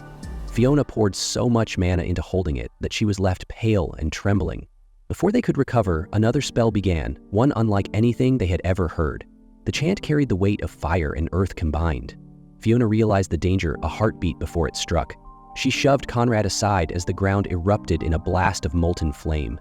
The explosion was so violent it lit the skies, visible across the estate. Conrad was spared, but Fiona was caught in the heart of the blast. Oscar, arriving with his companions, saw the inferno and froze. In that moment, memories of loss came rushing back. His parents, Luke, and now, perhaps Fiona too. He refused to let it happen again. Ordering his allies to guard Conrad, he charged headlong into the destruction to reach her. Elsewhere on the beach, the 3 adventurers of Room 10 were quarreling over their last skewer of kraken meat, still waiting for Rio. Their banter was cut short when a blazing figure fell from the sky. It was Fiona herself, hurled from the battlefield. Niels sprinted forward and caught her before she hit the ground, only for more bandits to close in, eager to claim the princess. The trio rallied without hesitation. Niels held her, Ammon raised his sword, and Ito covered them with his crossbow. After a brutal clash, they drove the raiders back. But their relief was short-lived. From the direction of the city came Oscar Luska, the vice commander of Dehi, burning with rage and blinded by trauma. Seeing Fiona in the hands of strangers, he mistook the Room 10 adventurers for kidnappers. His fury left no room for reason, and in an instant the 3 young fighters found themselves facing a man whose power made death feel all too close. Back at the mansion, Abel left his meeting only to find the place in ruins, its silence heavy and unsettling. Among the wreckage, he came across the wounded Prince Conrad, which forced him to realize just how dangerous it was to shut out the sounds of battle. Elsewhere, Rio puzzled over the strange fireworks he had seen. Gunpowder didn't exist in this world, so perhaps it was magic. His thoughts were interrupted when one of the intruders ran into him, knocking the food he had worked so hard to gather onto the ground. Watching the masked men rush away, he realized a fight was breaking out nearby. On the battlefield, the infernal mage looked ready to tear apart Loon's boys with his bare hands. He stepped forward, demanding that they hand over the princess, but the adventurers, not knowing who he was, refused to give her up. With no other choice, Oscar launched blazing arrows. Ito quickly raised his sanctuary barrier, taking the full force of the attack, but the effort drained him, leaving him spitting blood. Still, the boys stood their ground. Oscar struck again, and though Ito managed to summon another shield, it shattered under the flames. Amon and Niels were injured, and Ito collapsed from exhaustion. Their resistance was crumbling. Oscar prepared to finish it, but an ice wall suddenly rose up, blocking the fire. Rio had arrived, shaken but furious, staring at his wounded companions and the princess in danger. With cold anger, Rio unleashed ice walls to counter the storm of arrows Oscar hurled at him. When the flames cleared, he retaliated with countless ice spears. The clash between fire and ice lit up the field, each refusing to give ground. At one point, Rio used a frozen platform to dash straight toward Oscar, striking with reckless speed. Their blows met, neither falling, and the fight threatened to spiral further. Abel appeared, trying to stop the madness, but Rio was too far gone, lashing out at friend and foe alike. Abel explained to Oscar that Room 10 were allies, not enemies, and they had been sent under Prince Conrad's orders to protect the princess. Oscar hesitated, listening, but Rio refused to back down. He was consumed by the thought of revenge. Oscar's fury reached its peak. He called down a rain of fire, only to be met by Rio's roaring water jets that drowned each fireball mid-air. Smoke filled the skies, then gave way to dark clouds and rain, proof that Rio had seized control of the duel. As the rain fell, Rio coldly asked Abel if he could kill Oscar now. Abel, horrified, shouted back that such recklessness could trigger a war. Oscar Lusca was not just any opponent. He was a high officer of duty, and killing him could ignite a conflict between kingdoms. Trying to hold everything together, Abel reminded Oscar that he was acting under Prince Conrad's command. Those words finally softened the hardened mage's rage, preventing the battle from turning into something far worse. Abel made one last effort to calm his companion, urging him to lower his blade. Rio, driven by emotion, turned the question back on him, asking if Abel would have done the same had Ria been in danger. Without hesitation, Abel would have, since she would never allow herself to be the reason a war broke out. That answer only fueled Rio's frustration, and his ice magic surged into a tide of spears. The frozen blades split apart at the last moment, sparing Abel from certain death. The act made it clear that Rio had nearly lost control. Seeing this, Oscar finally placed his sword away. Abel's calm resolve showed he was ready to sacrifice himself rather than start a war that would cost countless lives. This sobered Rio, who reluctantly stepped back, choosing to end the fight out of respect for his companion. With the danger over, he walked down to the shore, remembering the day his journey began on this very coast, when he first found Abel wounded from a wreck and nursed him back. The memory softened him, and when his eyes met the rest of his comrades, he managed a faint smile. By the next morning, Ito learned it was Ria who had healed him, never leaving his side. To him, her kindness made her seem more like a goddess than a priestess. Rio, relieved the worst had passed, tried to lighten the mood, though Abel reminded him that his stubbornness had nearly sparked disaster. Amon worried about punishment, but Abel explained that the entire clash was being treated as a misunderstanding. Both Prince and Princess understood the adventurers of Lon had only been protecting Fiona, and even Oscar Lusca had offered an apology. Rio was surprised by that, while Abel called it an irony, considering how close they had come to igniting a war. He also warned that the attack on the mansion, with so many casualties, would still lead to serious diplomatic trouble. Rio, unyielding, pressed Abel about his absence during the battle. The swordsman admitted bitterly that he had been locked in a meeting under Humelas's orders until the chaos was already over. Rio mocked him for never being there when needed. Embarrassed, Abel ignored the insult and instead declared that the adventurers of Room 10 would be rewarded for their efforts. Everyone except Rio. The mage pretended not to care. As the group walked the streets, Niels proudly declared their escort mission finished. Rio, however, insisted their task wasn't complete until they returned safely to Lon. Meanwhile, back in Lan, Sarah was in despair, missing Rio deeply, despite only knowing him for a short time. She wandered the city like a soul without anchor until fate led her to him in their usual tavern. Overjoyed, she joined him for a meal, and afterward guided him into the forbidden section of the library. There, Rio's excitement soared at the chance to study rare books on alchemy, yet Sarah teased him for mastering complex spells while never learning simple transcription magic. She admitted she had free access to the library because of her work at the Lord's mansion and wanted to help him however she could. To prove it, she promised to show him how a transcriber worked. Rio was eager, though doubtful he could learn spells outside his element. Sarah confessed she too once doubted what she could learn after leaving the forest, but she had managed more than she expected. When he dared to ask her age, she revealed it with both pride and embarrassment, his clumsy compliment leaving her half amused and half flustered. As promised, she brought him to a transcriber who turned out to be Abel. Ever the busy one, Abel seemed to oversee everything in the city. Rio and Sarah played off each other like teacher and student, sharing laughter that Abel quietly excused himself from. Later that day, Rio sought Abel at the inn to speak privately. Instead of asking him to cover meals as once promised, Rio requested help finding a home. With his companions moving out, he wanted a place large enough to practice both magic and alchemy, perhaps even an old noble's mansion. Though doubtful such a request could be met, Abel arranged a meeting with a broker named Replate. The broker explained Rio couldn't yet purchase noble property, but showed him an estate owned by wealthy farmers outside the city. The land was vast and well kept, priced at 50 million florins. To the broker's shock, Rio agreed without hesitation, his fortune from wyvern stones giving him the means. So it was that Rio secured a new home. But even with this step forward, the Archangel Michael reflected that the Water Mage's trials were only beginning. His clash with Oscar Luska had ended without catastrophe, but their rivalry was far from settled. Greater challenges lay ahead, and the quiet life Rio longed for was still far away. His survival through the ordeals to come was uncertain, though his story was only just unfolding.